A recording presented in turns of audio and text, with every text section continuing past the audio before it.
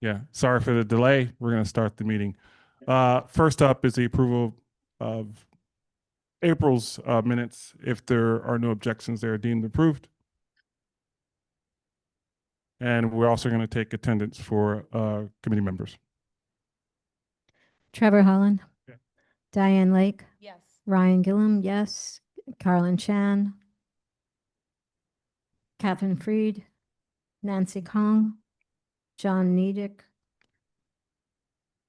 Daisy Paez. Yeah. Committee.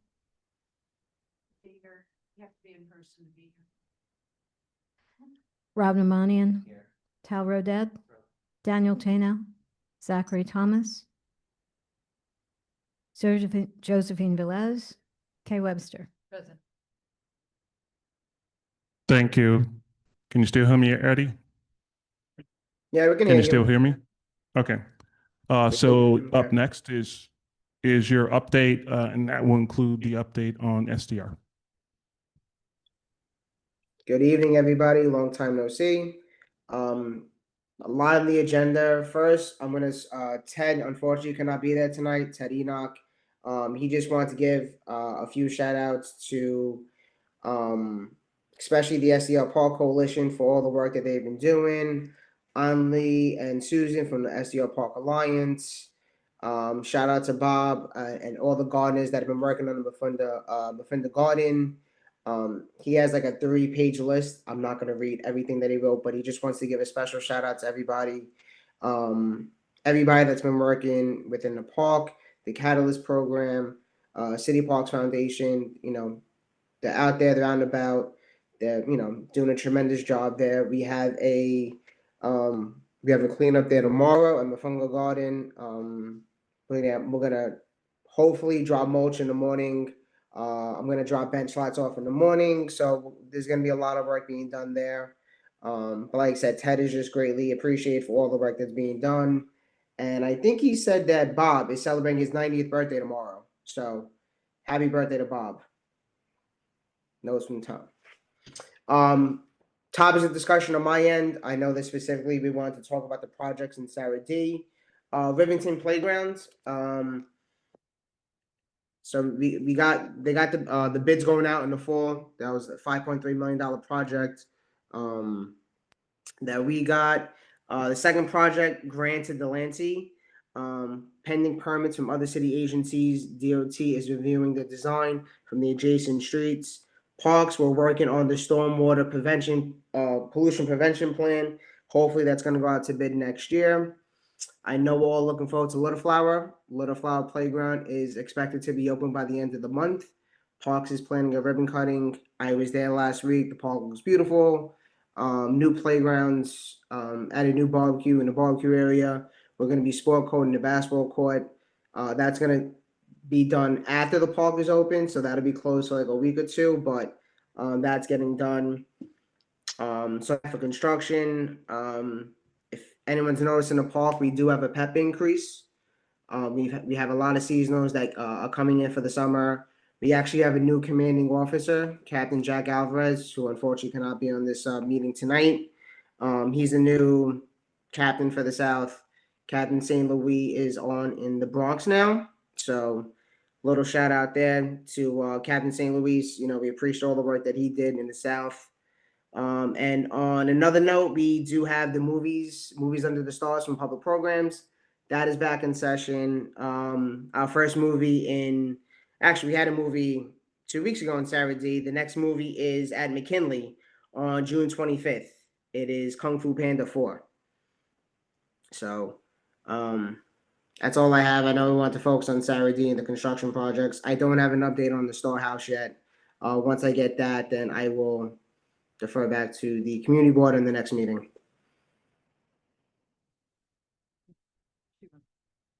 Okay, thank you. I need a show of hands from committee members who have questions. Okay, I just don't do a hand. So I see 3. We're going to start. You want to go first? No, you're going to. Yeah, just a quick question. I understand that the lights in Corlears Hook Park are still not on at night, or they're not on late. I think that's designated one of the areas that has the lights staying on later, but they're not working. So can you give me an update on that, or someone can check it and see what the story is? DOT has, that's on their list because they're responsible. And we check in with them once a week and they tell us it's not fixed yet. Yeah, we noticed. Mhm. I'm actually, I don't know if this will help. I'm having a meeting with the Borough Commissioner next week. That'll be on the list, but I think it's a bigger problem, but I'll report back whatever I find out. Yeah, especially since the parks put out the map showing places that they had the lights on later since the mayor announced it. So it's even bringing more attention to it. Maybe we should call the mayor. Thanks, Susan. Lewis. Next. I thought someone raised their hand.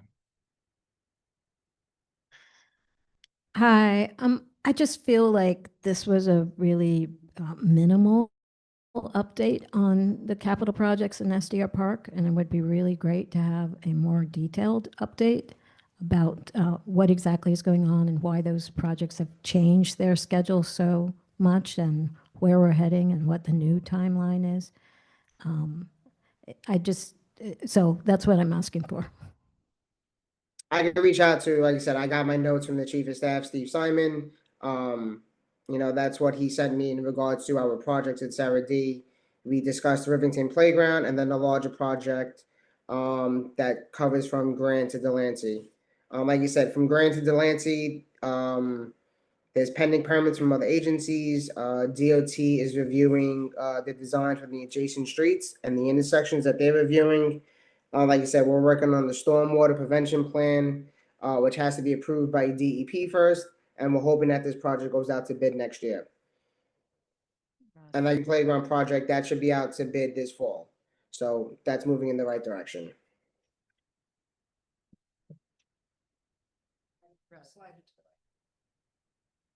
Hello. Yes, we can hear. Eddie, Yes. thank you. I'll build on what Ryan was saying because I know we've had long conversations with Steve Simon about the sandbox at Sarah D. Roosevelt Park, and I specifically mentioned that for as part of a overall parks update.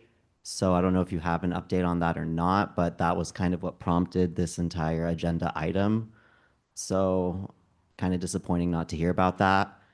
So I And do have, wait, Okay. so in regard to the sandbox, as I'm going through the notes from Ted, they don't have a permanent solution yet. But they said that him and the team from Partnership for Parks, they're working to identify a shorter term solution, where they can find geometric 3D play shapes that fit together and fit into the sandbox. So they're working on how to do that. So there is, sorry I didn't put that, like I said, Ted sent me 4 pages of notes, and as I'm scrolling down, the sandbox is in there. I think So that was the they point. are working for a solution. Okay, who's doing the boxes putting together? Is that like a parks designer or Ted what is Enoch that? from Partnership from Parks. Sure. Okay. Ted Who's the Enoch from Partnerships from Parks, yes. Ted Enoch. Yes, okay, but can you read what he wrote? I'm not clear on it. Like you said, so this is I have no idea what's going on with the sandbox. I don't have an update on my end from Parks. That wasn't in, Steve didn't give me any update as far as the sandbox. As per Ted Enoch, he said they don't have any permanent solutions yet, but him and his team from Partnerships, they're working to identify a shorter term solution where they can find geometric 3D play shapes that fit together and fit into the sandbox that can protect the sand when not in use. They're figuring out how to do that. Okay, is there an update from Steve though? Because we've been in these SDR meetings. Okay, that was kind of the point of this. So is there a way to actually get his word on what's happening on this? Because I think that's what we were expecting. I can call Steve tomorrow morning. He didn't give me any projects with that. He just gave me the Rivington playground and the larger one from Grant to Delancey. Okay, yeah, I think it'd be nice to really get an update on that because that's kind of what the point of this was, among other things that are issues that are going on in SDR Park. And I can speak for a cleanup that took place in, I think it was May, just a few weeks ago on a Sunday.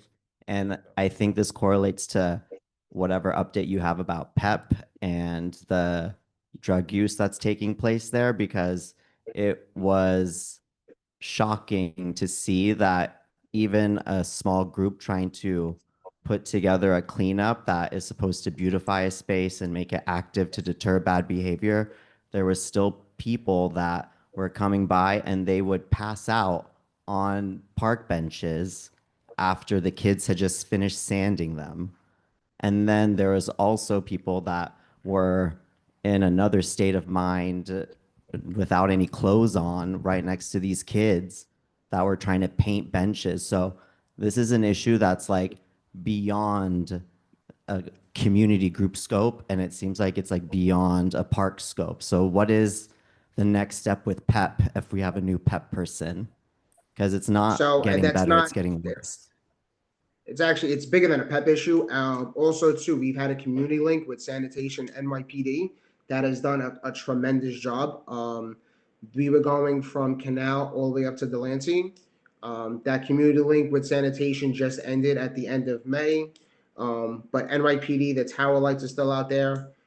The weather is getting warmer. I mean, yesterday myself, I called 911 for two potential drug overdoses right at Hester.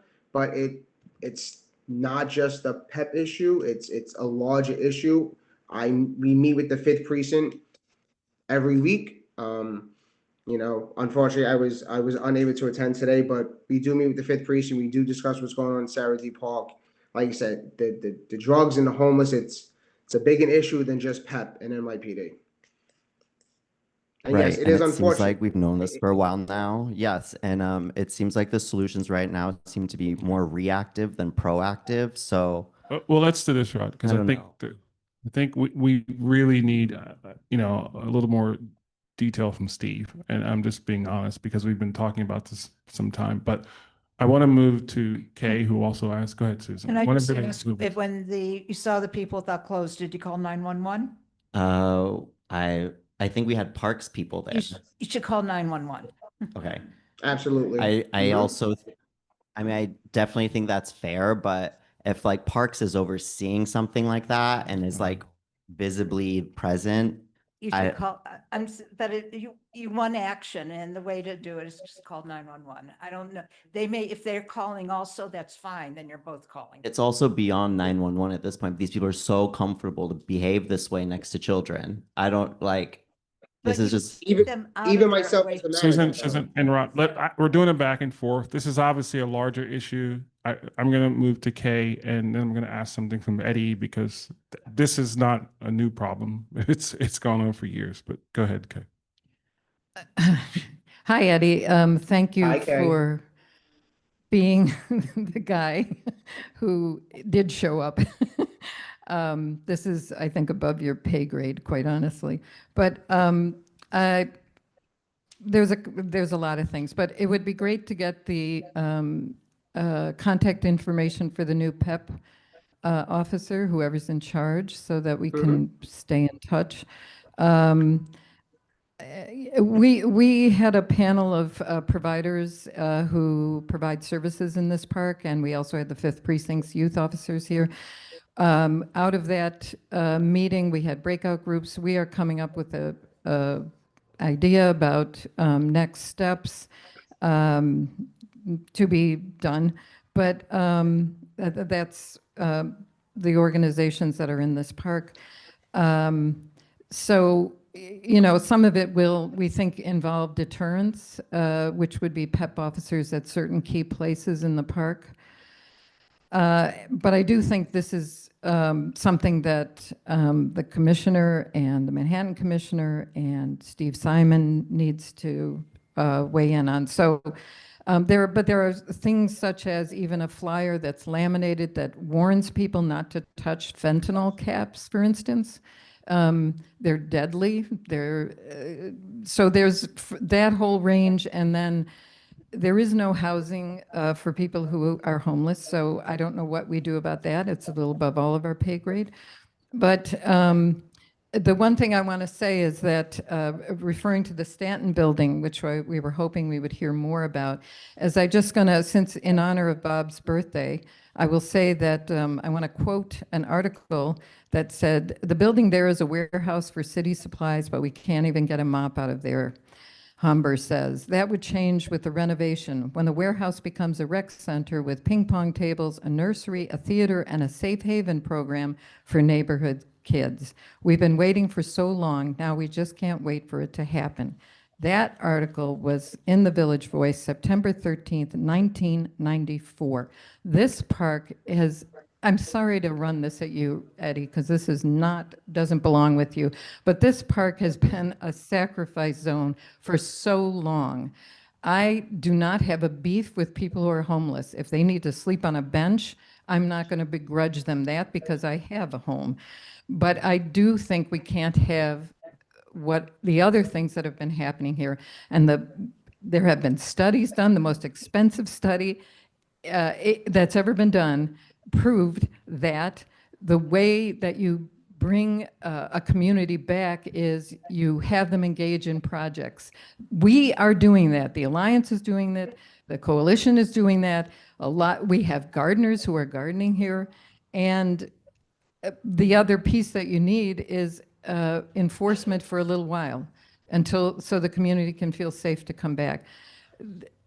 You know, I think we keep running around the same issue, and we've come up with what we think is a plan. And I just want to say, I think Parks brass needs to show up. And I don't want a private meeting with them. I want a public meeting that the public gets to ask questions of. And again, I apologize, Eddie, you've been a fantastic park manager, but give Steve my love. No, I don't know if appreciate you that, can Kay. No, I appreciate that, Kay. And like I said, it's definitely a bigger, it's definitely something bigger than just myself, Parks, especially when it comes to the homeless, the drug use. It's, maybe it is above my pay grade, but, I know I truly appreciate all like the volunteer groups that go out there, all the gardeners, what the coalition does with the, with everything that happens in Sarah D Park. Myself, I know the commissioners, we all appreciate it. It's just, I wish I had more to say in regards to the storehouse. Unfortunately, I do not. But I know I spoke to Steve and to Max, our deputy chief of staff, to set up an operations meeting. I was with them today. I asked them again. It's going on the agenda. We were also talking about Tompkins Square Park, about potential the construction that's going to go on there potentially. But I will reiterate to them, and like I said, it's the homeless and the drug activity is definitely bigger than just myself and the agency.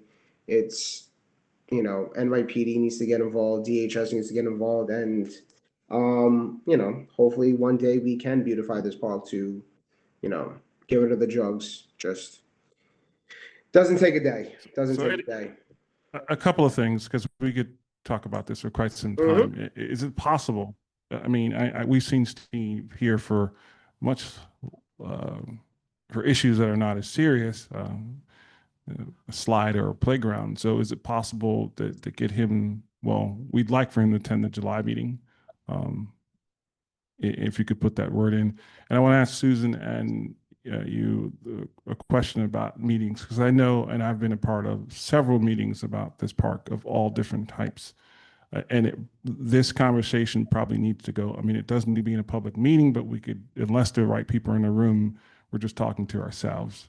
How many meetings do we have, Susan, with regards to this particular park?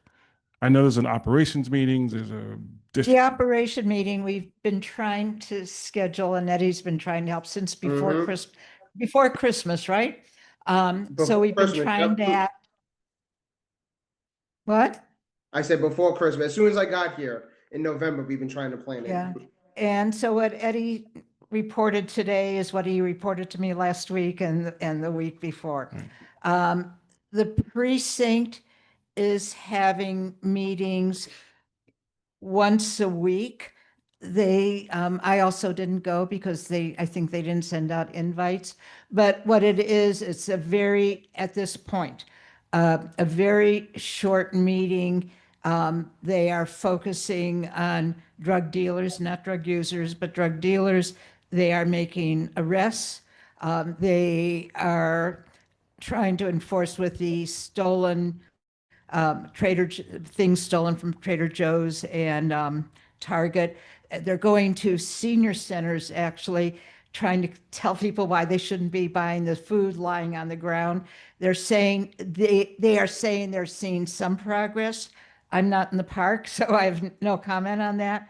But they are making arrests. They are saying they're seeing some progress. What we're doing is these once a week meetings, to be honest, we asked not to have them once a week because what are you going to say?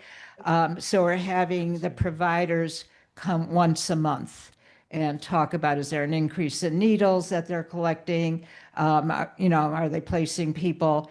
And what's happening as far as homeless people, we have one safe haven in the neighborhood. And many people will say, I will accept a bed at the Andrews. The Andrews is small, it's a small safe haven. And, the others are not perceived as safe, and I'm sure the perception is correct. So the problem with why are people homeless in the park and everywhere else is because there are not safe beds for them to not be on the street. All right, so in summary, there are at least two meetings. We should be having an operation meeting. There are fifth precinct meetings. There are these meetings. In July, you will have a district level meeting on capital projects. Okay, and the reason I'm asking is because we could spend a lot of time. I will get, I think we should, but I mean, unless Steve is here, we're talking to ourselves, to be honest. You need Steve next month for the capital projects too. I'll have Steve or Max be on that call. Sure. All right, we're gonna have one last comment.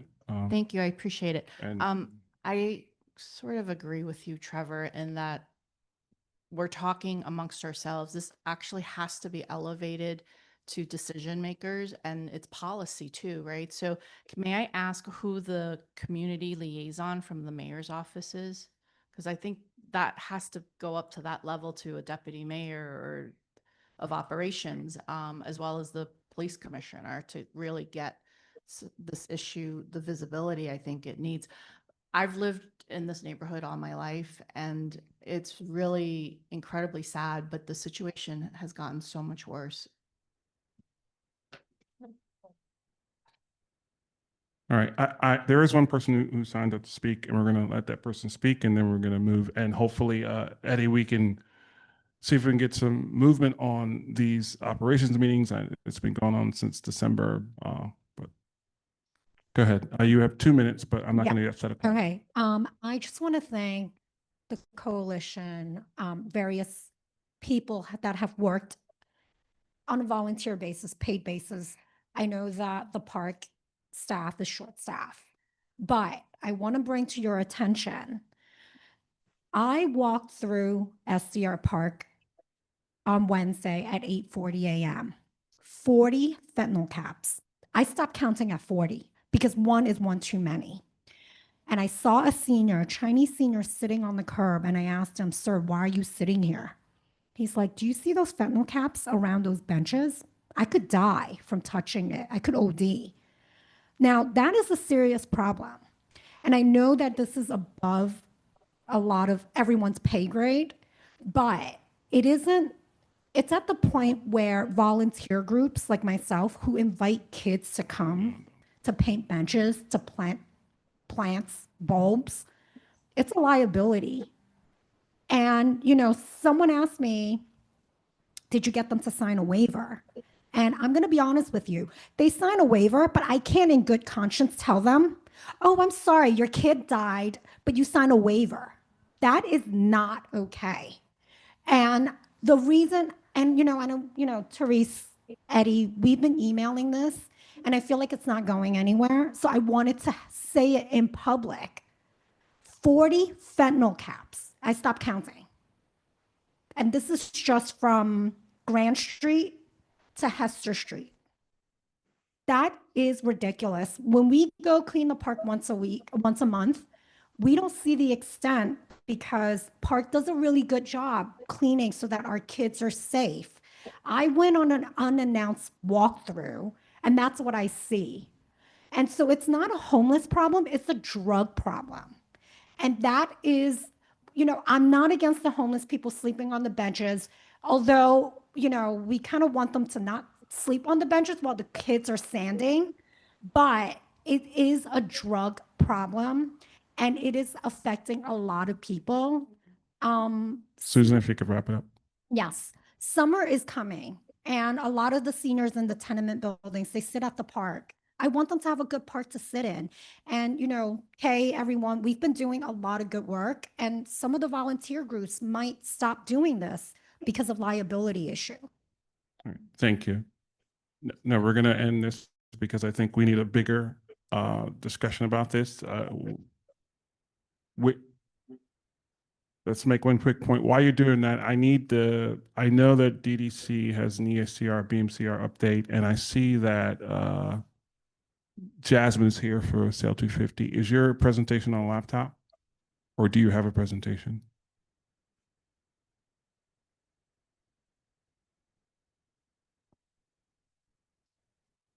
Susan, was it Sales 250?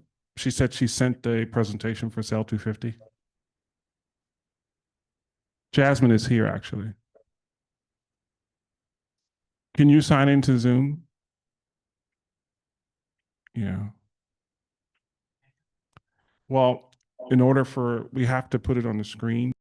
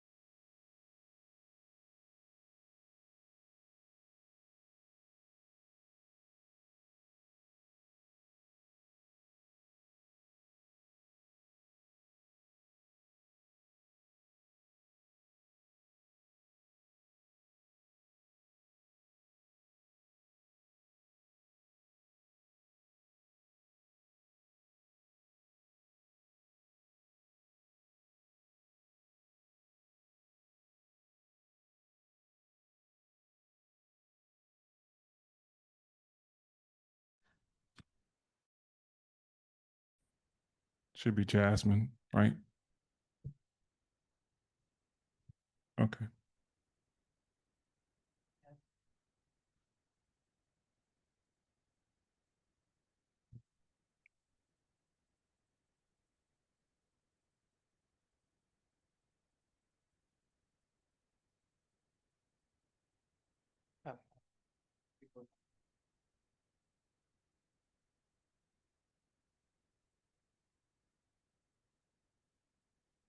Sorry, I want.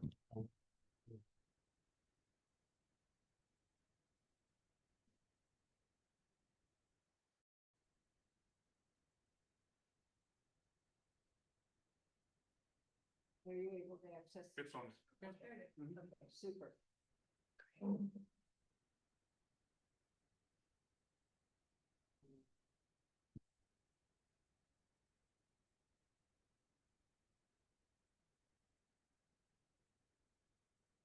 Okay.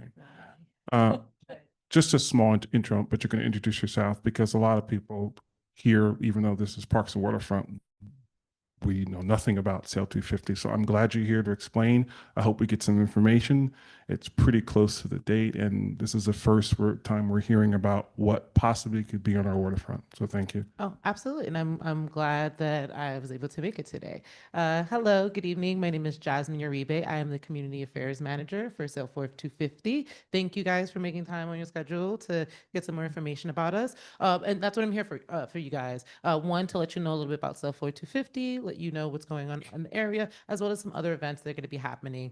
Because as you know, America turns 250 this year, so it's a big one.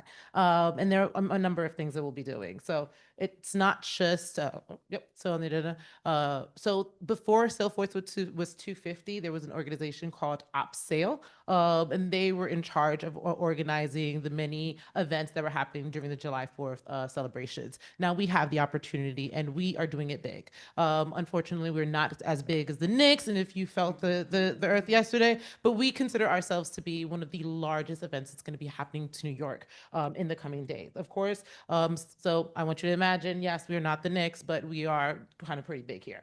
So usually you have Fleet Week during Memorial Day weekend, but we've actually moved, or Fleet Week was moved to the July 4th week because we want to make sure, again, we're incorporating the many different organizations and businesses that make New York or America what it is.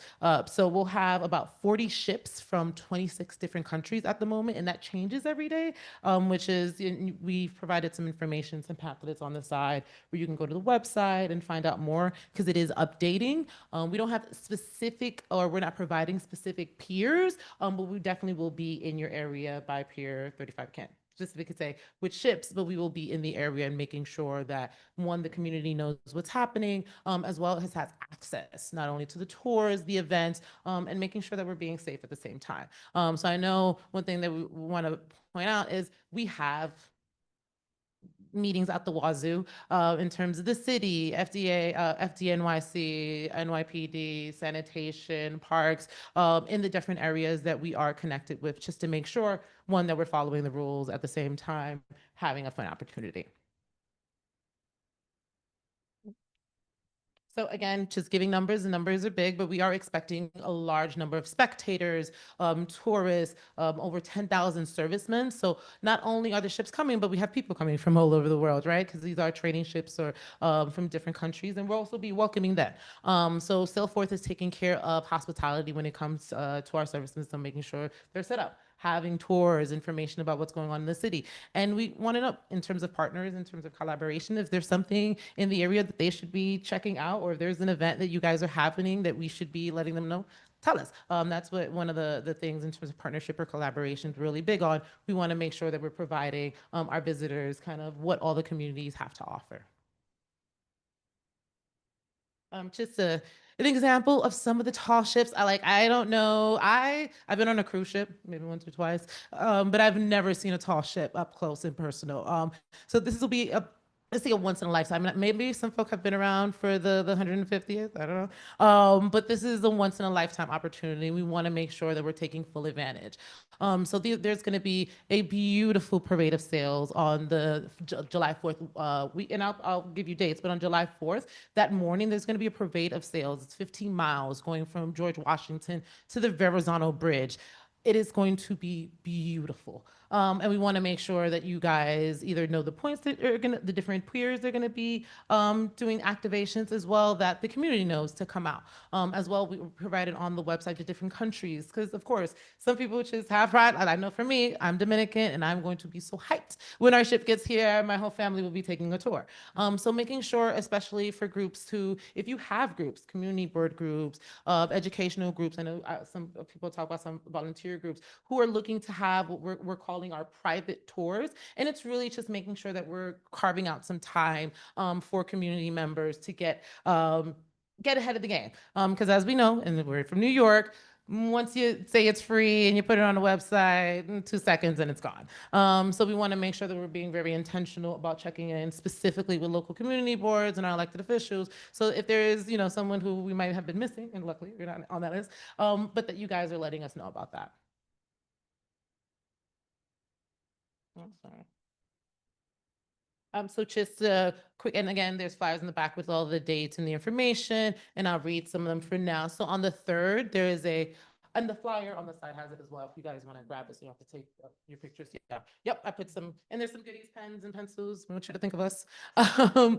So on the 3rd is our Class B ships. They're not as in the way I am not of the marina world, but I've been learning much on this position. So the Class B ships are smaller ships than the Class A ships that will be on the parade on the 4th. So you have events on the 3rd, on the 4th. Of course, you also have the fireworks, and there's also opportunities to be able to see the fireworks from different places as well. Salesforce 250 is making sure that we're having different activations. So from the 5th to the 7th, it's when we'll have the tours. So the tours will be placed at different piers throughout, as we stated, throughout the city. That information, because of course with FIFA and all of the restrictions, we are not allowed to give that information, but in terms of providing where the ships are right now, that's not information we're allowed to give. We have to wait closer to the date. Just because once we say Argentina ship is at South Street Seaport, we're gonna have, making sure people sign up. Oh, I'm so sorry if you don't hear me. I'm pretty loud, but I do apologize. But yeah. Oh, okay. Sorry. I'm not seeing my face, though. I'm so animated. Anyway, so yeah, so making sure that we have exactly where the ships are. We want to make sure that people are signing up exactly to where they want to go. And then yes, and then when the ships leave, they're actually going on a race to Boston. There are about 5 ships that we have. It's going to be the first in about 150 years that this race has happened. And there will be sailing to Boston, and that'll be a whole hoopla as well. Any questions, concerns so far? We're gonna wait to the end. Oh, to the end? Okay, gotcha. Okay, so this is just and again, things change, but this is the schedule that we have so far for the 4th, so that you guys have a kind of an idea of, with these things, you want to get a good seat. You want to have a place to be able to not only see the parade of sales, but then the fireworks that evening as well.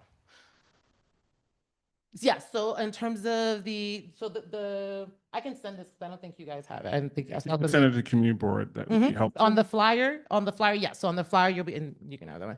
You'll be able to see the dates, the QR code, and I'll let you know what the QR code. But yeah, all that information in terms of the times that changes, but it'll be on our website. So right now it says to be determined, but as we get closer, we want to make sure, because of course, with sailing and ships and water, things change. Yeah. So just a list of the different ships as of right now. Like I said before, of course, Dominican Republic, Canada, Cayman Islands, Argentina, Germany, Great Britain, India, Spain, and Sweden, just to name a few. So definitely, again, we want to make sure that as many communities know about what's happening and are participating. Again, that's the information that you'll also see on the flyer. Again, 15 miles of a pervadeship, like you don't want to miss this as well. And on the 3rd is when you guys will actually on both sides. So as you'll see, coming from George Washington to Verrazano, right by the FDR, that Pier 36, you'll have kind of a nice view for the parades on both days. These are the main spaces that we have ships at, or we'll have them docked at. So we stated before, Governor's Island, South Street Seaport, Sail City, Pier 36, Brooklyn Bridge Park, and Sullivan Pier, Staten Island. And within each community, of course, same thing, making sure that we're connecting with community, with stakeholders, nonprofit organizations, the schools, especially for myself. I have 20 years in working within community development, youth and community development. So it's really important to me to make sure that our young folk know about these opportunities, because again, they might necessarily be interested now, but that spark will, once they get, to see these beautiful vessels, that should spark up. More, just in terms of the partners that we've had, of course, we are making sure that this is information that is being provided all over. So we do have a wonderful partnership with NBC, who will be, they will be live streaming the event on the 4th. So let's say people can't come out and it happens, it might be too hot, maybe you're not even interested in crowds. Totally get it. I'm an introvert myself. You can also watch it from the comfort of your home. So making sure that it's accessible. And we're also working with the city to provide information in different languages, again, to make sure that we are being accessible to those who are interested in the information. This is wrapping it up. So again, of course, we have the Instagram page. You can find us on all of our pages at sailforth250.org. So that is our Instagram page, Facebook, website, and we are creating a newsletter. So if you guys are more interested in what's going on, so sorry. If you're interested more in what's going on in the ships after they leave, we'll have a newsletter as well. And that is my QR code. So there are a few things in terms of partnerships that we have available that we want to make sure that we let people know. So that is my QR code that you can see, but the general QR code is on the flyer. This is if there are any organizations. So we have, like I stated before, different ways to partner or collaborate. One, the tours. So definitely that's number one. We want to make sure if you guys are interested in those tours, reach out to us even before the website. Say, hey, Jasmine, I was at that meeting. We have a group of 10 students from this group, or our tenant group wants to go, whatever that is. Let me know so that we can kind of sign you up and have kind of slots for you guys. We want to make sure that's available to you. The second thing, volunteer opportunities. If I know anything about community boards, we love to volunteer for events. So if you're interested in volunteering at any of the piers or during any of the time that we're doing the tours, please let us know. We would love to. I can say it myself as someone from the Bronx who, this is not my life. I've nothing but enjoyment working with the different marina groups, the students, it's a different world. So if you guys are interested, please, or if we'll provide this information. If anyone in the community is interested, please send them our way. The next is fundraising opportunity. At each of these each of the piers will have opportunities for organizations or small businesses. It doesn't have to be a nonprofit organization, just an organized entity that is interested in fundraising. We provide the concession stands, the drinks, and the ice cream. You provide 4 to 5 amazing people with awesome personalities. You're able to brand however you want, but it's an opportunity to be able to do that as well during those events. And last but not least, community engagement. That's really, at the end of the day, it's just out here making sure that people know what's going on and they're interested. And if they're not, well, let me talk to them. Maybe I can get them in. So yeah, that is my spiel. Thank you guys again. My name is Jasmine Uribe. There's more information in my business cards on the side. And please let me know if you have any questions. Yeah, we're going to. Oh, What, could I ask you a question? Let me just say, there's a lot going on here. There's a lot that we didn't know about, and then there's that was much more substantial. But go ahead, Susan, because I'm gonna focus on Pier 36. But go ahead.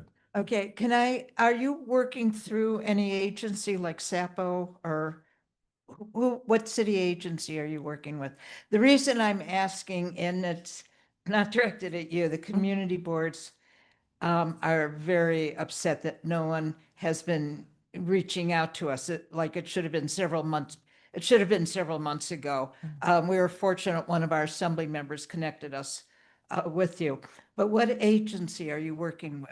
Are you working directly with the mayor's office? So what we're a nonprofit organization. So we've reached out to, so what we do is we reach out to everyone. So I'm also a community organizer.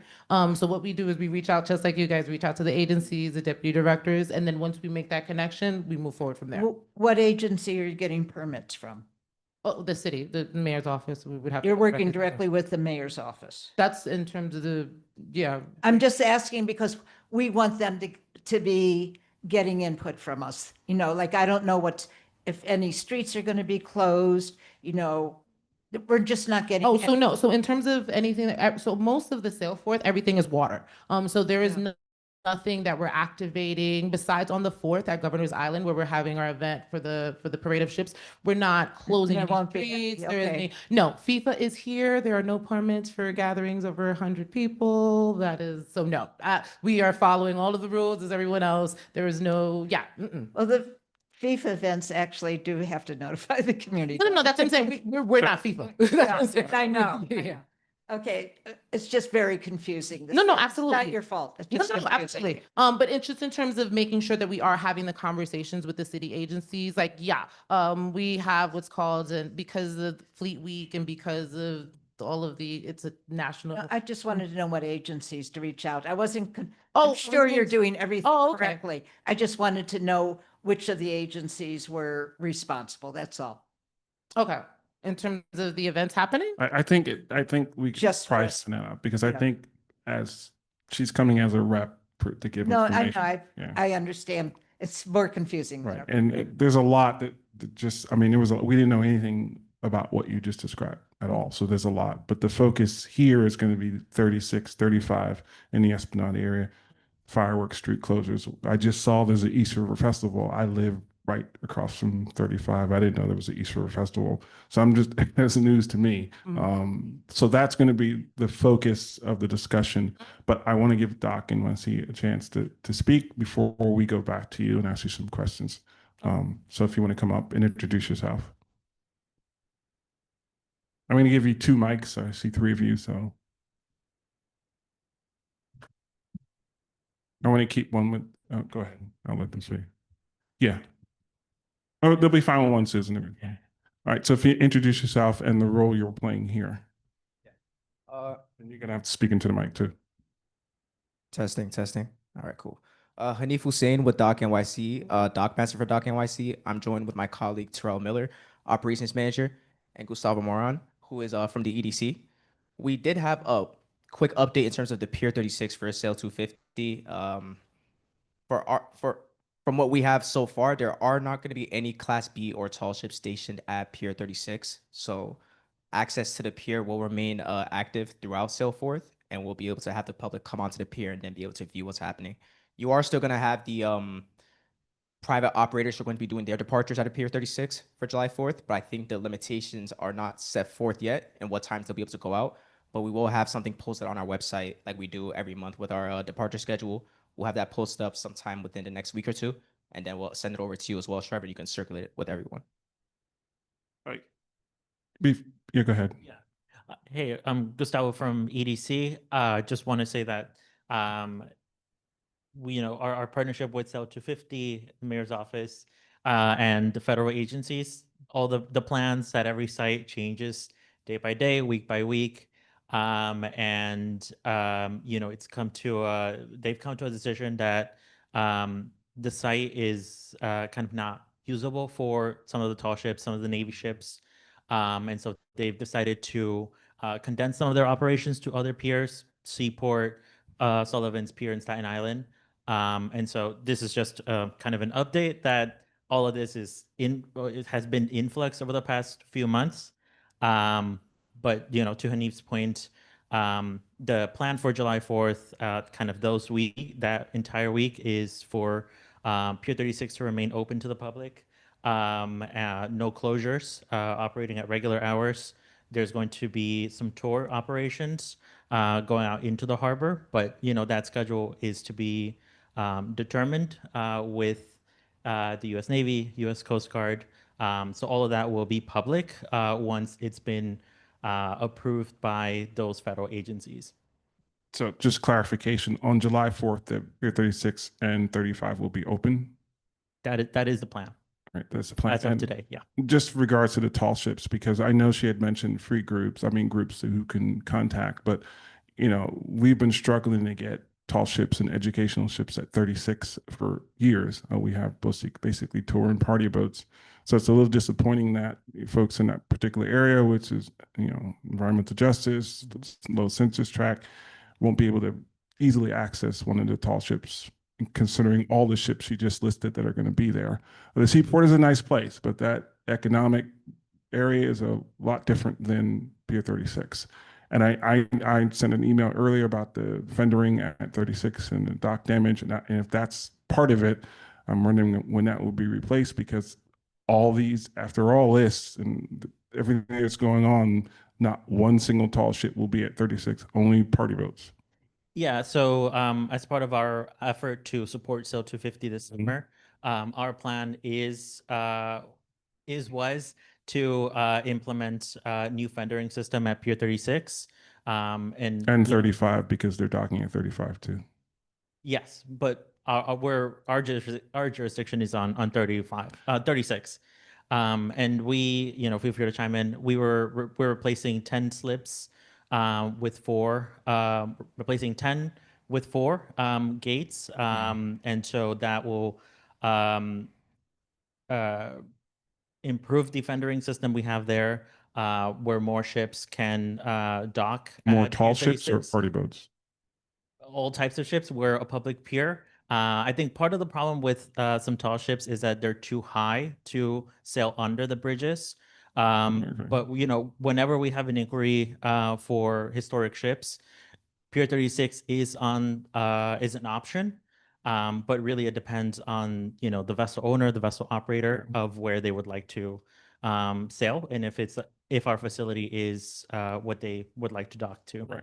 We don't want to see a repeat of what happened before, but I would imagine with the long list that was provided that we can adjust and see if we can get 1 educational ships for this particular area, because it'd be really nice. We have this in Fleet Week and tall ships, and then nothing at the pier except if you want to go on a pleasure tour.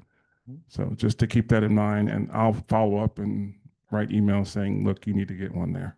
You got to get one. Yeah. We can work on that. Now the East River Fest, if you want to go back to your slide, are you still screen sharing? Yeah.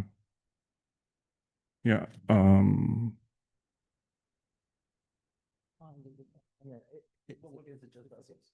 There's a slide that had East River Festival on it, expected attendance 1,500 people, vendors, concessions. It's on. The 4th. Oh, sorry. In terms of the concession stands, that's only on the 4th. No, I understand that. I'm just asking what that is at Pier 36. Your slide showed. No, I'm sorry. That would be on Governor's Island on the 4th. So on the 4th, Okay. we're only on Governor's Island. All right, if you can go back to your slides. Yeah. Oh, I'm signed out. I'm sorry. Oh, I am signed out. What is your ID? Oh, the ID for the call.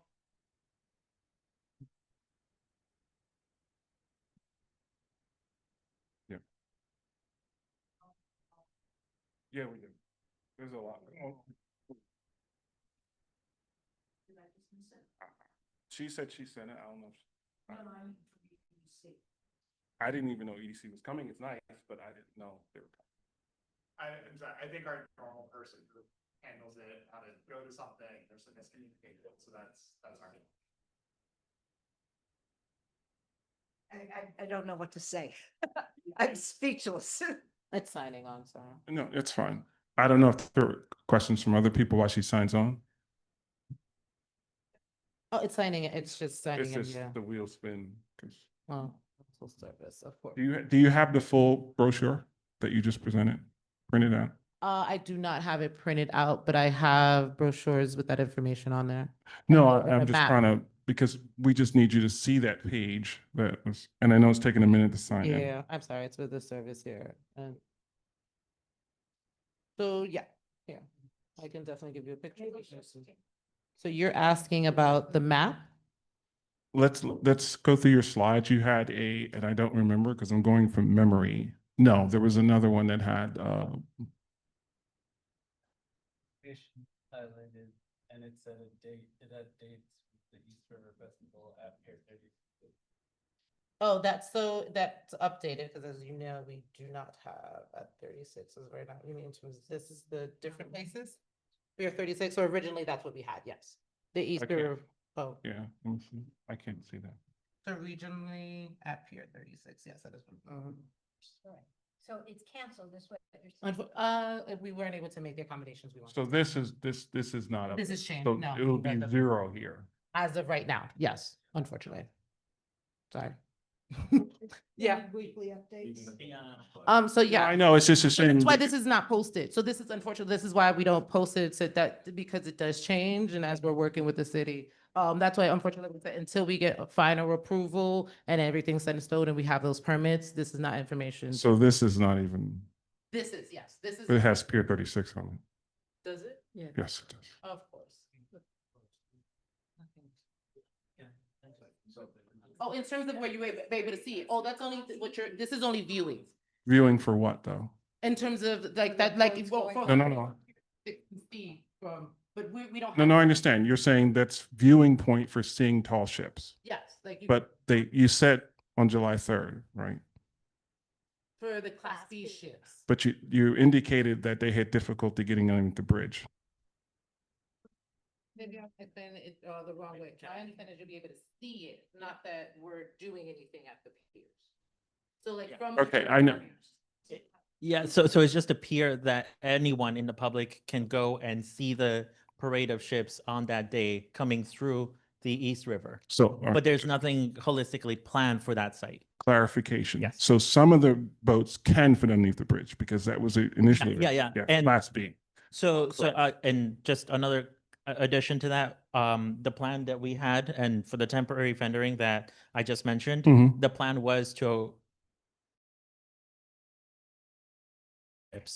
but ultimately all of the operations have been condensed to other piers. So we do have that fendering coming, but the operations have been moved to other locations. It's not a decision EDC has made. It is a decision that the federal agencies, forth in coordination with all the other international tall ships are making. And so it really comes down to logistics. Okay. Yeah. Yeah. So I just want to clarify, and this is not, I'm not directed to you, but you keep saying, not you, all of you are working with the city or you are the city. We are the local city agency and nobody's working with us. And we should generally, we're part of all the planning because we know what's going on in our community. And that's what we're trying to rectify. I'm gonna have to give you a mic because no one can hear you. So I'm on my community board in the Bronx, so I completely understand when you're saying, talk to me first before you come to my community. I get it. But this is one of the reasons why they had to hire a community affairs person, because we were talking to the community. So we unfortunately definitely late in the game because the planning for this has been happening, but that's why I'm hitting the ground running. My understanding it's the last month, so I've been reaching out to community boards like crazy because I'm like, we're wrapping up and no one's talked to you. So I completely understand in your report making sure that on the side, the local community should be. That's why my number one job, I've only been at community boards and at the events. Because you. at the end of the day, yeah, I completely understand. Thank you, but I want to make sure EDC knows I'm talking to them too. So Yeah, and to respond to your comment, we didn't want to come before you all with a plan that we knew was going to change, and it just keeps. in the planning. I understand, but a lot of these logistics and operations were really out of our hands. Yeah. Some of these, the planning is classified because they're Navy ships. And so it's government agencies that didn't allow us to share this. And we can't just add anyone to the emails or anything like that. So So let's So let's do this. Let's do this because I think there's a broader conversation here. I'm a little disappointed. I mean, I know we can view the tall ships, but we have a pier at 36, 10 slips, fendering issues, and not one single tall ship is going to be there. And that's extremely disappointing, knowing that this is a 250, knowing that this is an event of a lifetime, and knowing that there's a lot of NYCHA around this particular pier who will not get an opportunity to be able to just walk on one of these tall ships because the pier's been neglected, to be honest. I don't know if that's EDC or dock, but it's been neglected, and you're moving all the operations to a particular point. So I'm stressing, and we'll discuss this because I want to spend the rest of the evening talking about that, to find a way to get something at 36.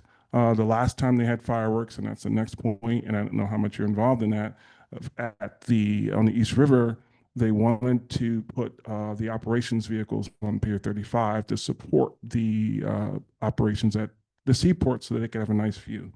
And we had to fight for that to make sure that didn't happen because we would just get trucks and the near NYPD on a public pier while those who further south got to see the fireworks. But the fireworks, I don't know how much control you have over that. That's probably going to be another discussion because there's a lot of open spaces along the waterfront that they're typically closed even when they have fireworks. But obviously, that's a discussion that we'll have outside of here. I know there's a question from a young man here. You're going to have to use a microphone, so if you want to come up, sure. And did you fill out a form? If you could, after you speak, fill out a form. Certainly. Yeah, sure. Hello, my name is Michael Sheehan. I'm a community member. I have nothing to do with the city. I have nothing to do with sale. I have nothing to do with anything. Hello, it's lovely to meet you.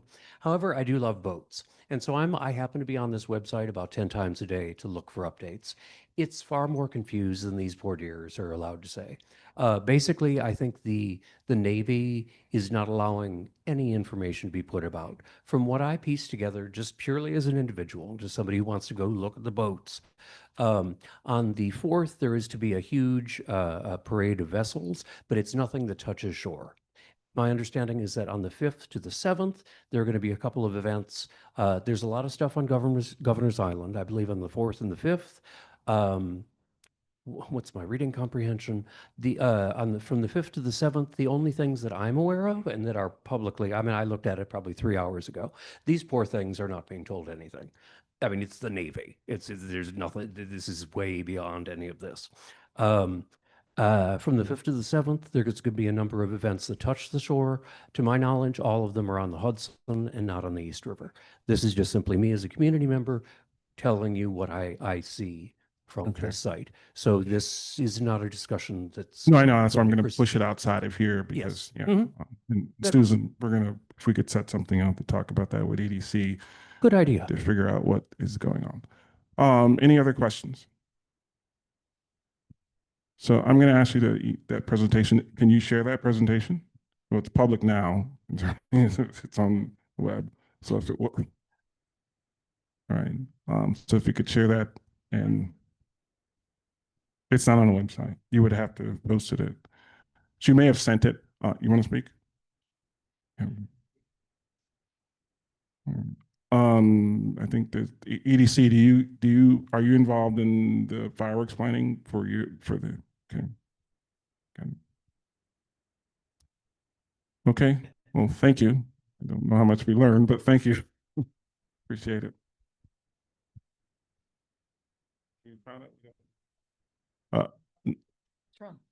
If you want to sign this form, we're going to go to the next topic.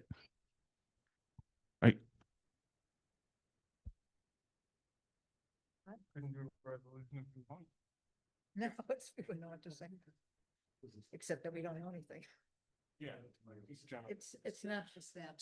So next up, and I'm going to ask for Rich Therese to stay for this because I have some questions about this, is the co-naming request for Tompkins Square Park Northeast Field for Howard Hunter, a skateboarder. You're going to have to come up here and speak, and we'll share microphones. Okay, amazing. Hello. Should I stand here? This is my first time doing this. You can stand right. Okay, cool. So good evening. If you could move a little further in. I can't see where I am, so. Walk towards me. Just walk towards me. No, keep going, keep going, keep going. I'll tell you when. That's good. Okay, there we are. Okay, all right. Good evening, Chair Holland and members of the committee. My name is Mame Bonsu. I'm the Community Impact Manager at the Harold Hunter Foundation and the Skate Park Project. We offer youth skateboarding programs citywide. They include skill building, youth mentorship, mental health workshops, and just youth programs. We also help young folks build careers in action sports and have equipment giveaways. We're based in the Lower East Side and have been providing services to communities of Lower Manhattan since its founding in 2007. Today, I'm here to speak about Tompkins Square Park. The multi-purpose asphalt lot in the northwest corner of the park is one of the most culturally iconic, significant, and cherished skate spaces in New York City, and it's recognized and renowned by skaters all over the world. Affectionately known as the Training Facility, or TF, the space has been used by skaters and the broader action sports community since the 1980s for just that purpose, learning how to skate and becoming part of a multi-generational community. Harold Hunter was an influential and deeply respected skateboarder and actor from the East Village. He emerged in the mid-1990s as one of the city's most talented skateboarders at a time when New York skateboarding was shaping a global cultural movement. Although he traveled internationally, Harold remained firmly rooted in his hometown and continued to represent the creativity, resilience, and independence of New York City youth wherever he went. At a time where skateboarding was often marginalized, Harold helped build a community grounded in creativity and self-expression, and his presence and leadership made a space for young people who often felt unseen. He was instrumental in transforming the park into a cultural hub where skateboarders gathered alongside artists and musicians living and working in the surrounding neighborhoods. It became a vital community space charged with creative energy. The skateboarding culture that developed there during this period continues to influence generations of skaters, photographers, and filmmakers across the globe. Harold passed away tragically in 2006, and the foundation was established to continue his work and honor his memory. The multi-use asphalt space at the northwest corner of Tompkins Square Park remains one of New York City's most iconic skate locations, known for its long-standing do-it-yourself or DIY obstacles maintained by local skaters. You would be hard-pressed to find a skater in the city who hasn't been to Tompkins. This is why we at the Harold Hunter Foundation and the Skate Park Project are proposing that the asphalt lot be officially named to Harold Hunter Park. Over the last few months, we have collected over 250 signatures from local residents and received multiple letters of support from anchor community-based organizations. To be clear, we are not asking for this lot to be designated as a skate-only space or anything like that.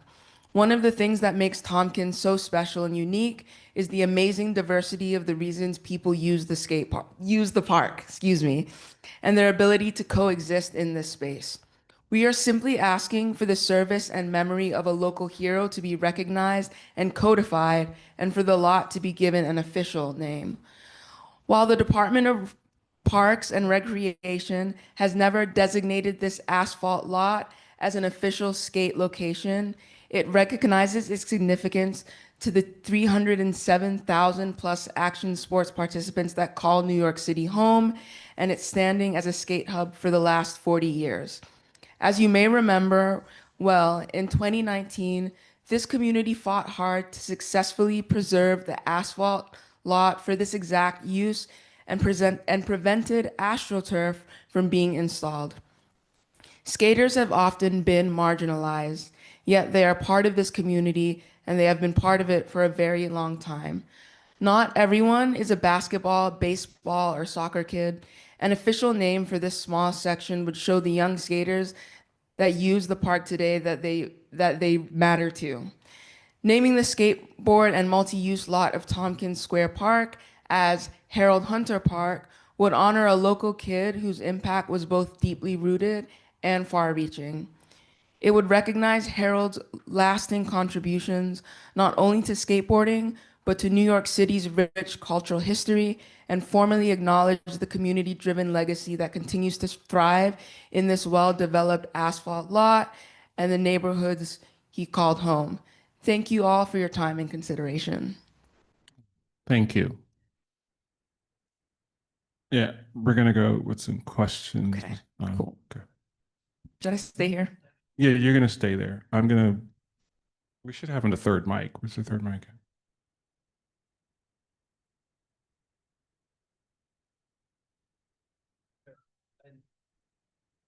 I don't have any questions. I do, like, is this the right time to speak in support? Or No, it's just, yeah.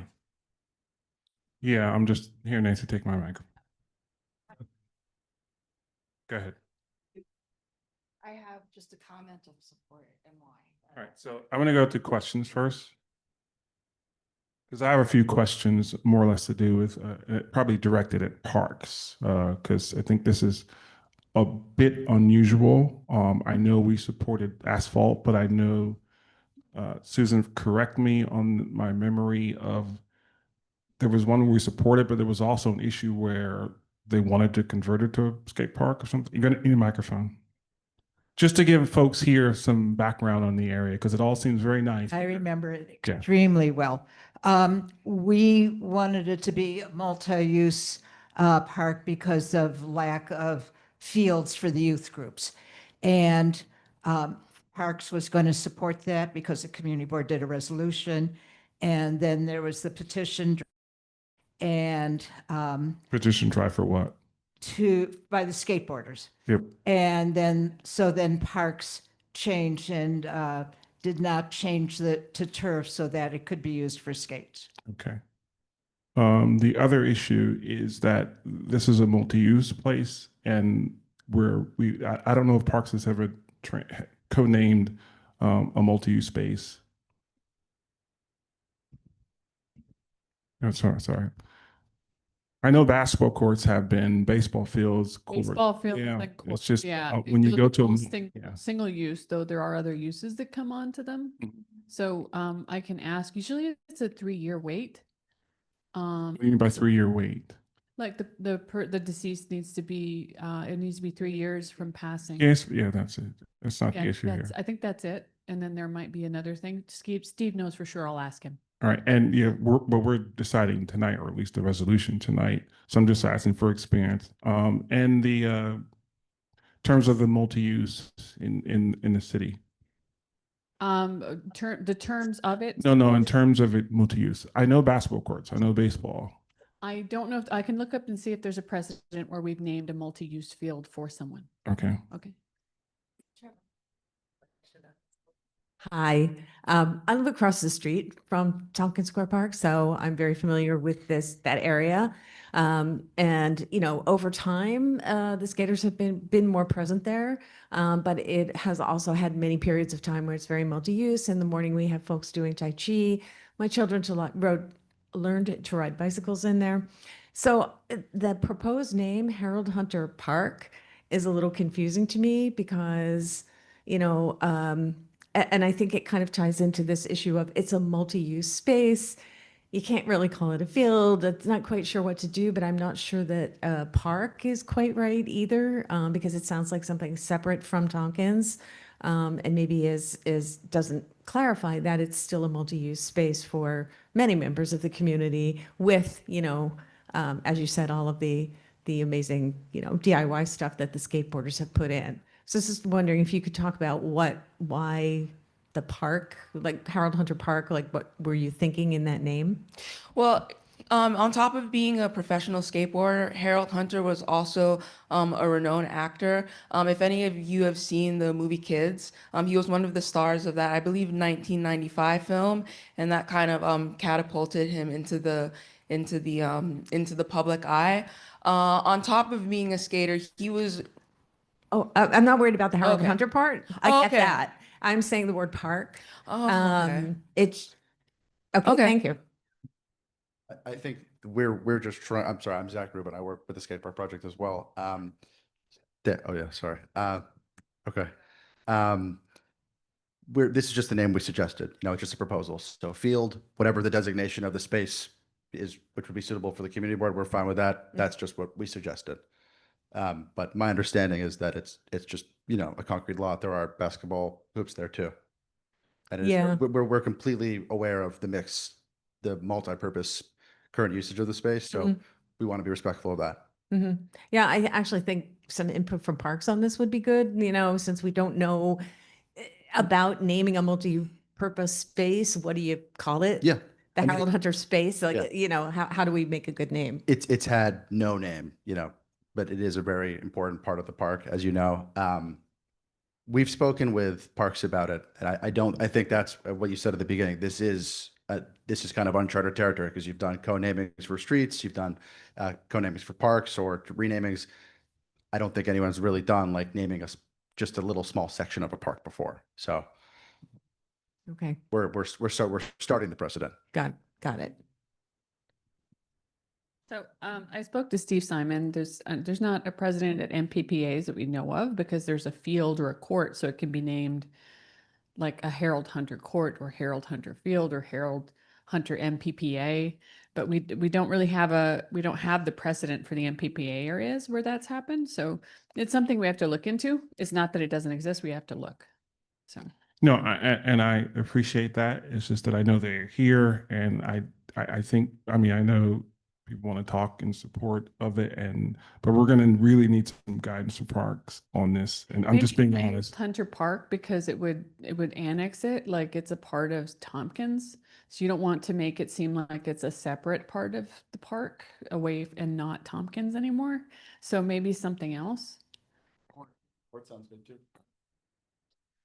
Skate park, multi-use space. Yeah. The one question I have is whether Harold Hunter, I mean, I would say multi-use space, but because when it's a multi-use space, you want to keep it that way because I know, for instance, something I'm going to talk to you about.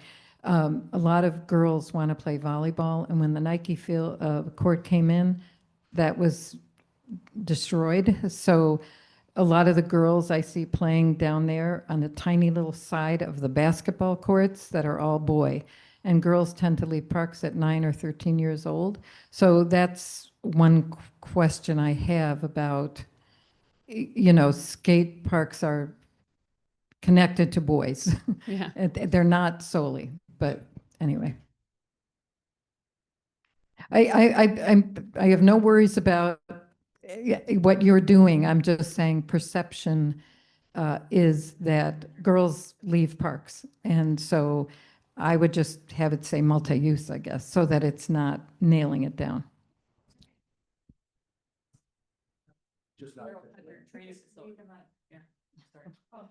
So can you repeat what you just said? In the microphone. In the microphone. This is hard. This is so hard. So it's already got like a pseudonym, which is training facility, right? So if it's Harold Hunter Training Facility, is that what they're calling it? The training ground or something like that? Let's do this because we're going to need some guides with Parks because I know they have specific with regards to signs and fonts and colors and what you can say. So I think it's going to be critical and some guidance from Parks. But I do want to hear from the committee members. First, I think we're going to have to, and I don't want to necessarily have to bring it back in July, but until we get firm guidance from Parks, because I know a little name here or acronym will never happen. But I'm going to I listen. just think not park. Yeah, I know, not Park. And I think up to you. No, I know, but even if it's up to us to come up with the name that will be at the end, I still think we need guidance from Parks as to. Trevor, it's Eddie. I'll Okay, reach look. out to our chief of operations tomorrow and discuss Okay. guidelines and everything like that. I'm on the phone with one of my Eddie, chiefs. yeah, I've just been talking to Steve, Eddie. I'll get back to you after this. Sure. Okay. In lieu of getting that, excuse me, in lieu of getting that information, that specific information for Parks, would it be possible for the committee to vote in a resolution just to honor Harold Hunter, like in that way with a naming? Well, I can't speak for the other committee members because they could they don't want to support it. So I'm just going to go through the committee members and just get some feedback on their opinion. Got it. Okay. Thank you.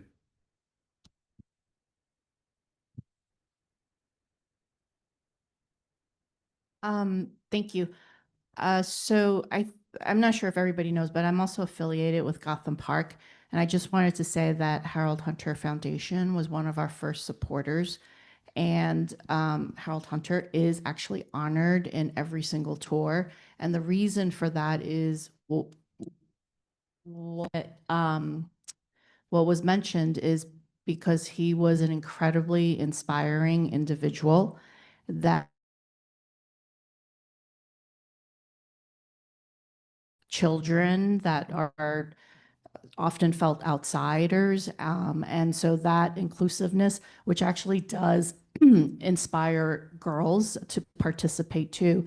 So I strongly would urge and ask the board, the committee rather, to support this because it's not just with Thompson Square Park area, but it's also throughout. It's really what the representative said, it's really throughout the world. And in a small part, a sister, Gotham Park, it's incredibly important to have that honor. And I strongly urge the committee to support it. Before we move on, our connection to the internet, Daisy, can you still hear us? Just check mark. Yes. All right, that's all right. We're still connected. Thanks. Yes. So yeah, I work for the Parks Department, so I won't be able to vote on this, but I highly support this effort. I see on the maps, both for parks and Google, that it says multi-purpose courts. So I think Harold Hunter Courts would be an excellent name. And I support this because as a kid actually growing up in New Jersey, Harold Hunter was both as an actor and as a skater was a reason that I like chose to move to this neighborhood. Like the whole idea of the skate parks and local people using parks equipment, not necessarily like creating from what was given to them in this neighborhood.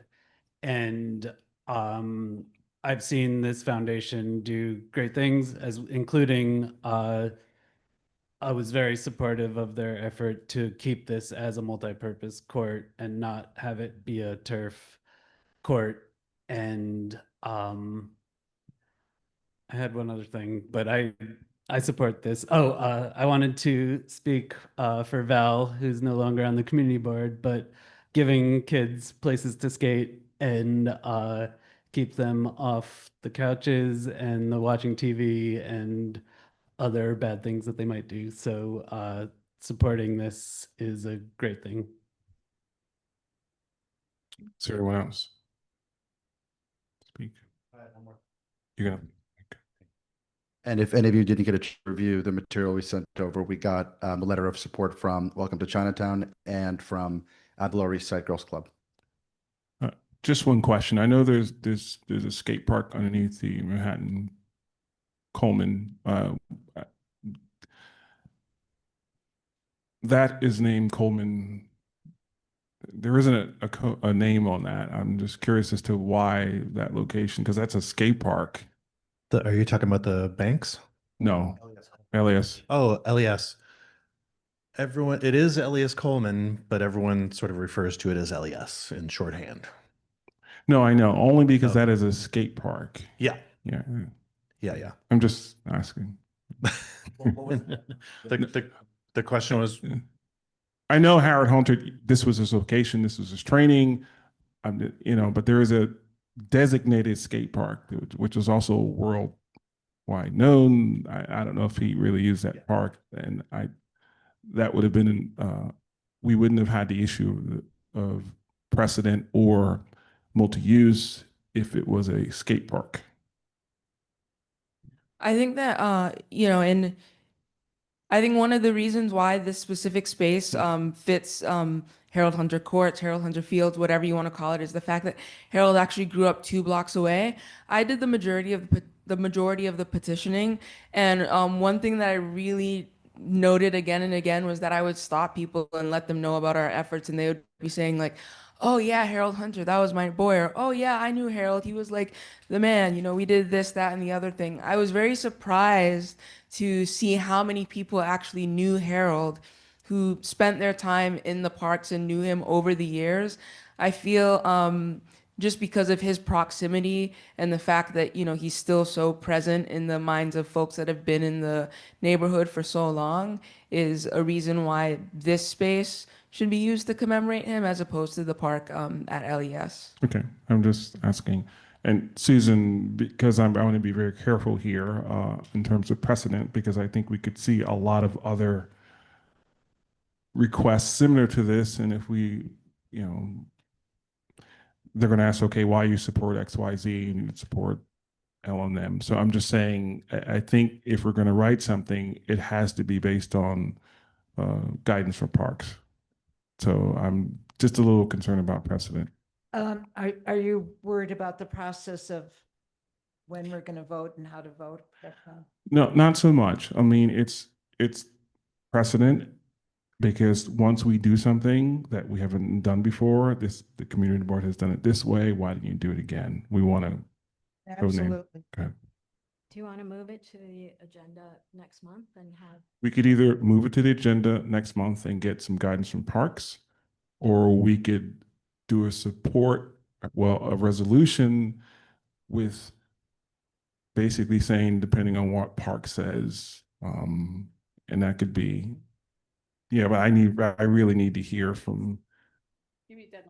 Well, if next month we could have a parks meeting and it would be a very simple resolution, we have what names would be appropriate, and then we're done. Then we go to full board and we're done. Whereas now we're writing a what if type of resolution, which I don't like to do because a lot of questions there. If we have all the information from parks, because I think that's all we're waiting for, it's much easier to do. Right. Thank so you. We're going to do it that way. Go ahead. So this goes back on the agenda next month? Okay. I'm sorry, Daisy, and I know there's some hands raised, so we need someone to, there's a couple of questions in the, Daisy, and then I think there was a hand raised. Okay, so I just want to say that I support Rose in everything she says, and I support at least taking this request into consideration. All right, thank you. I think someone raised their hand in the.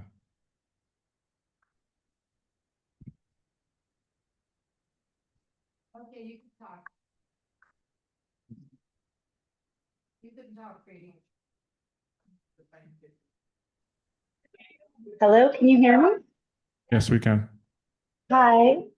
Sorry if there's some background noise. My name is Preeti Sodhi, and I am a board member of the State Park Project. I also was a member of the advisory board of the Harold Hunter Foundation. And I have lived in the East Village in this community for 25 years. As an urban planner, my work really began in skateboarding, and actually one of the first projects I worked on in my career was overseeing the redesign and the redevelopment of the LES skate park, the Coleman Oval skate park. So I've worked in skateboarding for a long time. And my entire career in parks and in skateboarding, the love for Harold has come up constantly in my work. And people have been asking for this for a really long time. I just want to, amplify what Mame spoke about, but also just really give support for this naming of the courts for Harold Hunter. I think especially working with young people and young BIPOC people, they don't always see themselves represented in public space and in the built environment. And so just echoing what Mame said about not just skateboarding, but this space in general, it's been something that I've heard from the community for a really long time. as a neighbor in the community, but also as a professional that has worked in urban planning and skateboarding for 15 plus years. Yeah, I just want to give my support. Sorry again, it's getting loud. But I really hope that this is something that community and the community board can do together, because it does mean a lot to a lot of people. Okay, we appreciate that, but I think we have enough information. We're gonna get some guidance from Parks as to Howard Hunter or whatever. Come back next month. But and I know Therese did reach out, but we need to have a conversation about like this naming. So thank you. Most of your work is done. I appreciate it, and great presentation. We appreciate it. Thank you. We still have work to do, committee members. Oh, yeah. Did you sign a speaker form? I did send everyone the district needs, which we're going to discuss. Susan's going to give us some briefing on this before we begin.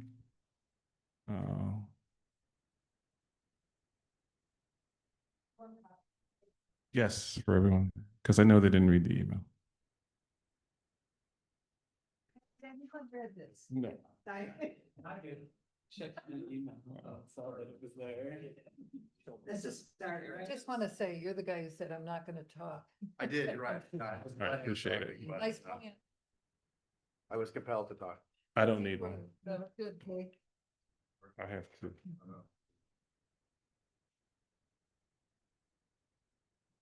It's all right to read this.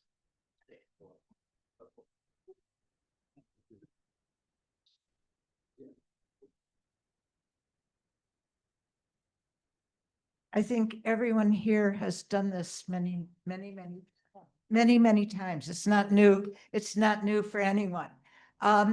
This is our district needs. It's not a policy statement. It's what we have, who we are, what we have, and what we need.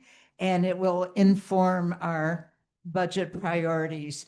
What the office did was go through and shade every statement from the last year one where it needs updating. Where it's just statistics, we'll do the updating of the figures. Most of them are fiscal year, so we have to wait till after July 1st. The section on the public library, we always get from the public library. So what we usually do here is go through section by section, and the members say if they want to change anything, whether anything should be added, subtracted. You didn't get my correction. I did, but wasn't able to print it out. And I just want to say we, do document, try and have everything documented wherever possible. And if there's anything where we need questions from Parks, this is a time to look at that, because we should be finalizing this next month. Susan, first thing, who's making changes? The statistics, I mean, for the document itself. do Do you want to make changes? Because they would need to be tracked changes, correct? correct. Are you planning to, I don't know what you want to do tonight. Do you want to just note what needs to be changed? But or no, do you're okay. you want to make actual changes? Let's note what needs to be changed. Well, I think. I'm happy to Okay, do that. just because I know that has been an issue before. Right. The track So changes. we kind of lose track. So all we're going to do now is say which should be changed, who's going to be doing that. Okay. So I'm just there are some updates that are highlighted. Okay.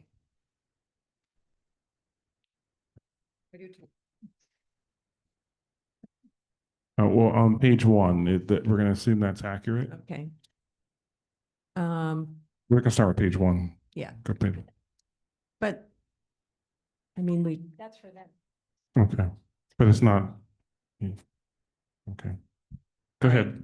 all right. So on page 2, Susan, that third bullet point at the top, I think we should update that to say that we know that East River Park is going to be closed until the end of 2027.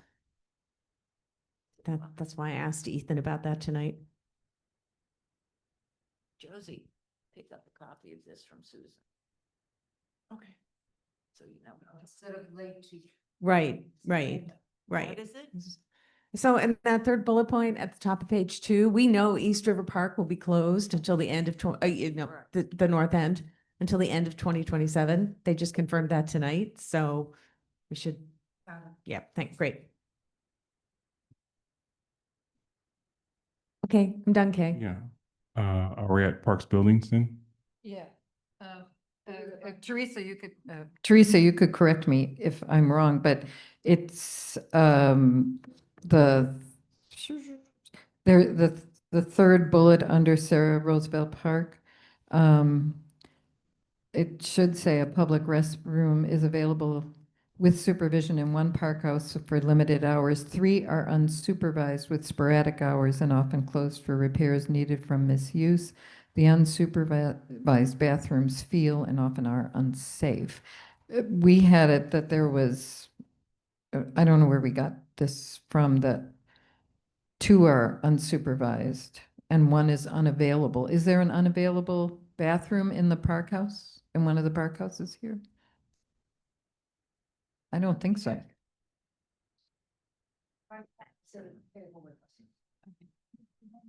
Thank you. So, we have 3 bathrooms, public restroom facilities. So that's at Hester. There's one at Broome and one at Stanton Street.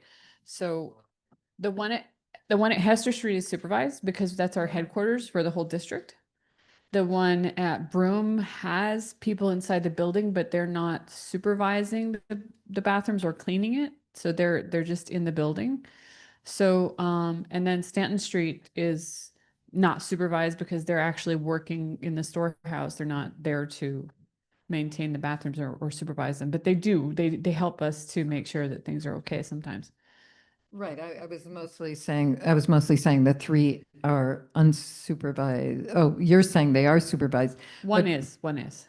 The Hester Street one, Yeah. except that the incident that happened sort of tells us it's not. But, I don't know whether.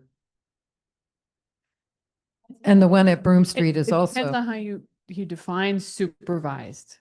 Yeah, where I'm just going to say it, where somebody isn't sexually assaulted in a bathroom.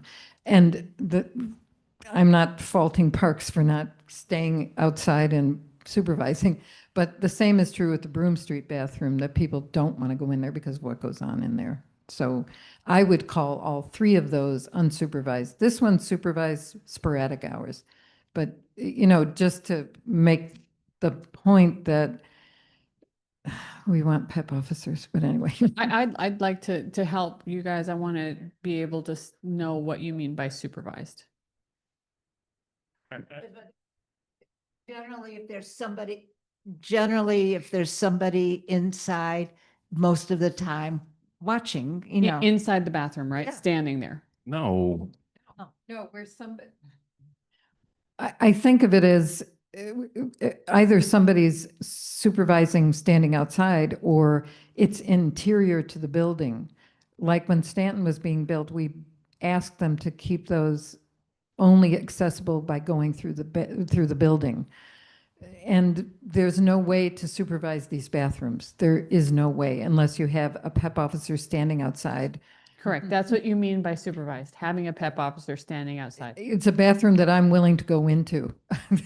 or a park staff person. For the purposes of this DNS, what's the language or what are we looking to change? Pardon? For the purposes of this DNS tonight, what are we looking to change? That's what I sent you. I know, but. Do you want me to read it? That's a lot of words, but go ahead. Well, And it should be, we know, as succinct as possible. okay, well, somebody else can make it succinct. I would say it's a public restroom is available with supervision in one park house for limited hours. 3 are unsupervised with sporadic hours and often closed for repairs needed from misuse. That's all you have to say. That sounds like 4 bathrooms, the way you said that. 1 is supervised, 3 are unsupervised.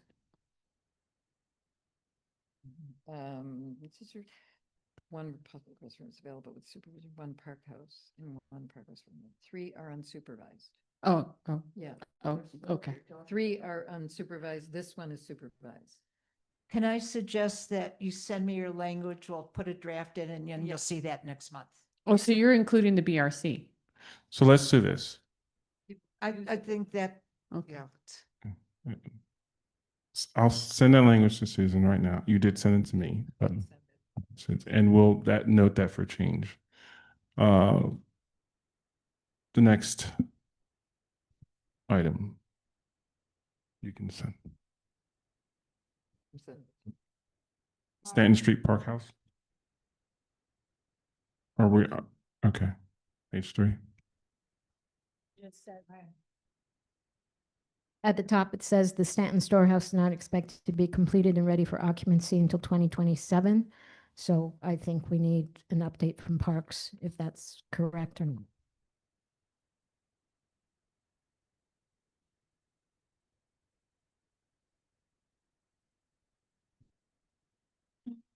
The Allen Street Mall public restroom needs to be updated, but we've noted that, right?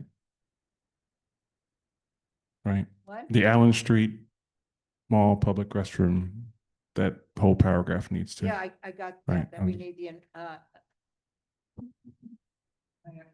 my hands out long enough. We need to get a new timeline from Parks, right?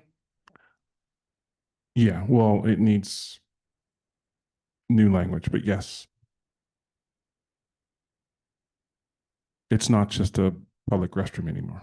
Do you want to do the new language? I'll do the new Okay, language. so I'll say Trevor.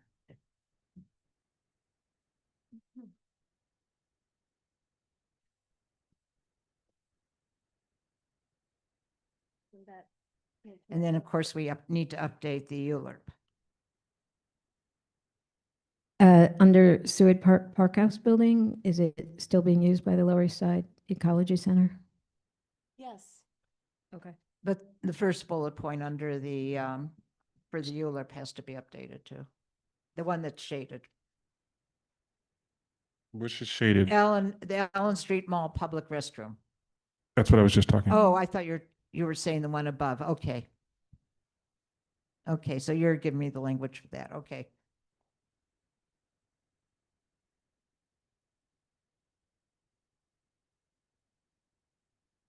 I think Baruch House's bathhouse is still the same.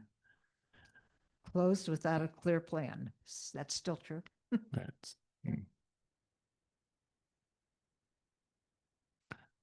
the rodent count. Obviously, that needs to be updated, but you'll take Get that from the Department of Health.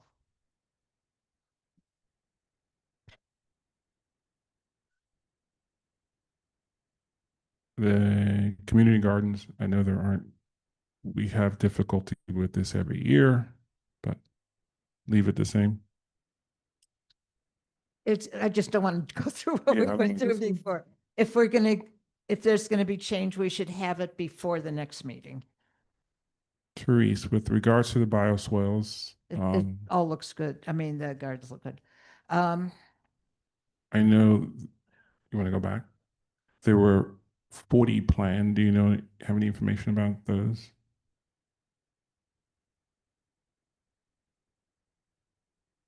How many new ones you're talking about? As part of, it might have been ESCR mitigation, there were supposed to be 40 bioswales, which were selected. I just haven't had an update on that.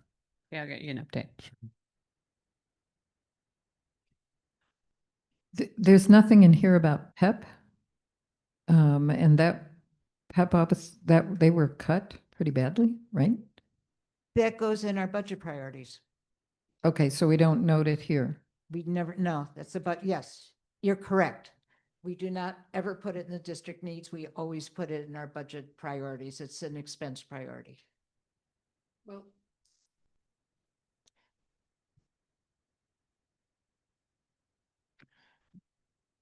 The waterfront still stays correct. I hope folks remember that. That is only a partial plan. And Susan will do the libraries, right? Right, we'll get that from the library and just plop it in. Right. So the next step is to update the language here, and we finalize this next month, right? We will not vote on it till October, but But we'll we finalize finalize it. And then we will meet with Parks to go over capital, and then, and then, prioritize which capital and expense will go in there at that point. Any more questions? Thanks. We're going to do a roll call. 1 minute. Diane, are you able? Full system. We don't have procedure you got to follow. What? We're going to stay next month. I can give you a laptop to keep here if you can do that. I think we're going to we need we're going to need 2 laptops. Okay, at the exec committee, are you going to be able to? I may not be at exec, but Diane. Diane will. Remind me, I will give you one at exec to keep here. Okay. Okay, let's do it. Roll call out. 7905. Yes. Yes. Ann Gillen, yes. Carlin Shan. Catherine Freed. Catherine Freed. Present, yes. Nancy Kong. Yes. John Needed. Daisy Paez. Yeah. That's her, I'm sorry. Open meeting law, you have to be present to be in person to be present. Rod Romanian. You told me. Tal Roded. Daniel Tano. Yes. Zachary Thomas. Josephine Velez. Yes. Kay Webster. Yes. Thank you. Everybody. Thank you. So where do you want these gathered up? Yeah, I'm going to go through with Diane the whole shebang. Oh, so you'll be here a minute. Susan, leave everything. We'll shut us off and I'll break it down. The corporate challenge. He's the deputy administrator.